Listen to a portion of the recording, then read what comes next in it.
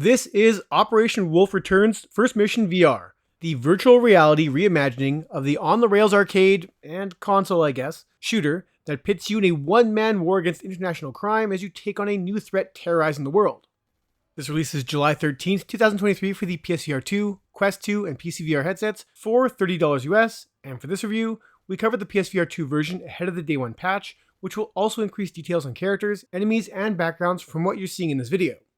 Operation Wolf is hailed as a classic arcade title, so let's see if bringing it to VR can do this series justice.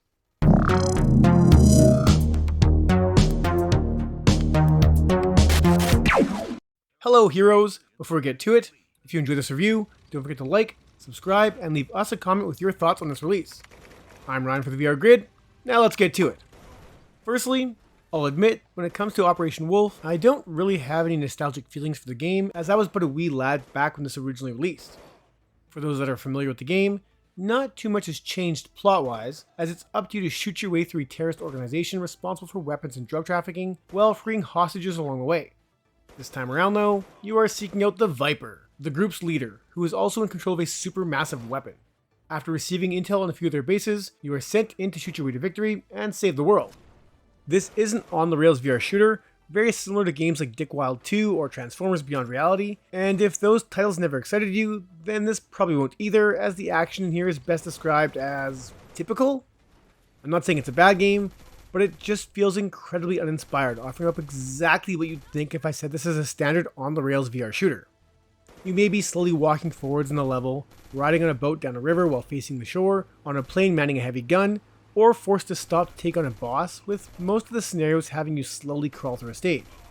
Enemies will pop up from behind buildings, jump from cover, fly in via parachute, and generally come from all sides, within 180 degrees or so, while vehicles show up in similar fashion.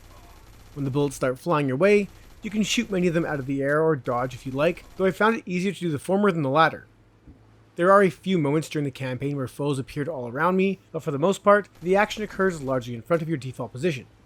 Throughout the campaign, you'll also have to rescue hostages who yell "HELP!" while locked behind a barrier you'll have to shoot to free them, and try not to accidentally kill them before they slowly run out of sight. To take out these terrorists, you'll be armed with 4 weapons: pistol, shotgun, machine gun, and assault rifle, with the pistol carrying infinite ammo, the machine gun behaving in a spray and pray type fashion, while the shotgun acts like a sort of homing weapon, as firing anywhere seems to have the shells target anyone within sight, which is kinda weird. The assault rifle is easily the best weapon in the game, providing the most accurate and deadly fire, and unless I was low on ammo, I used this gun as much as possible. Choosing any weapon is handled by pressing a specific direction on your left thumbstick, with grenades having the option of being thrown by button press as indicated by a throw arc, or by lobbing them yourself, which can be quite finicky, and to reload, just aim your gun downward. Enemies will drop ammo, shields, grenades, temporary armor, and health packs, and on medium difficulty, I rarely ran into much trouble, to a point where I forgot about the health packs until the 4th stage, turning the last few levels into an absolute breeze. Each level offers you 3 continues should you die, with the more health and continues used affecting your final level score, and on my first run through the campaign, I got an A or S ranking on all the stages. Unfortunately, with no online leaderboards, score chasing is next to pointless, unless you're chasing trophies, or just want to see if you can do better on another go. With 6 stages to get through, each taking roughly 15 to 20 minutes, there is not a ton of game here, which is probably a good thing, as I was bored to tears by the end of the 2nd stage, with the action really changing up after that, as I killed the same guys in the 1st stage as I did in the last. There is a survival mode in here as well, which turns this into a 360 stationary wave shooter, and calling this survival is a stretch, as it's more of a see how long you want to play type mode, with it capping out at 100 weight. The problem here is that after wave 20 or so, you will have seen the extent of what's on offer, as waves seem to randomize from just a few foot soldiers to all-out vehicular assaults of varying difficulty, but given the amount of ammo, grenades, armor, and health pickups available, the challenge here is absolutely minimal and a huge waste of time. With the original Operation Wolf looking quite dated by today's standards, it only seems right to give the franchise a visual makeover, though what's here honestly looks like a shooter from the Wii era of gaming. Everything looks cartoonish, with some light cell shading happening on your weapons and the enemies, while the settings are much more static and look kinda washed out thanks to the pastel color palette used, in combination with some lackluster environments. The foes you face come in a large variety and look fine, I guess, though I was never really impressed by any particular unit, though as the goal is to kill the guys as fast as possible, I rarely got a good look at them anyways. Vehicles also look okay, but I found the scale of them to be off sometimes, looking more like large toys than weapons of war, and once I noticed that the wheels and treads on tanks and trucks never spun, it was hard to unsee that whenever they rolled up. Poppin is also quite rampant, and on numerous occasions throughout the game, I saw enemy combatants spawn in buildings or vehicles appear out of nowhere, making this look and feel like it was made without much care. Each stage offers up a different locale, whether you are walking in or flying over a jungle, walking through a favela or inside the various bases of the gang, with all these settings helping to mix up the action a little bit, but not enough to stave back just how boring this can be.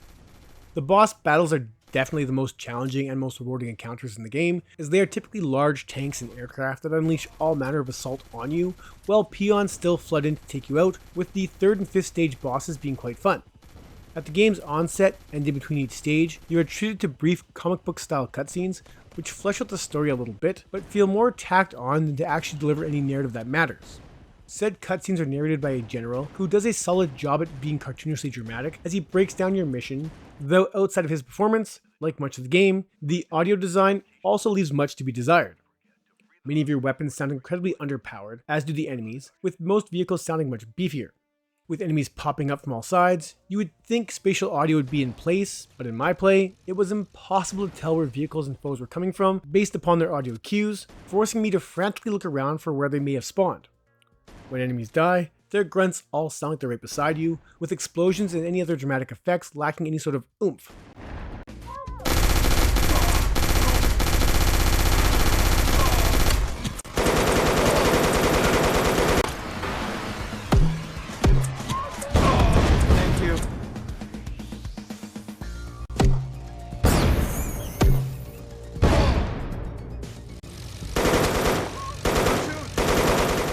If you could imagine a stock military style soundtrack for a cartoon shooter, that's exactly what's here, though I only noticed it during the few sections where I wasn't shooting my guns or in between stages.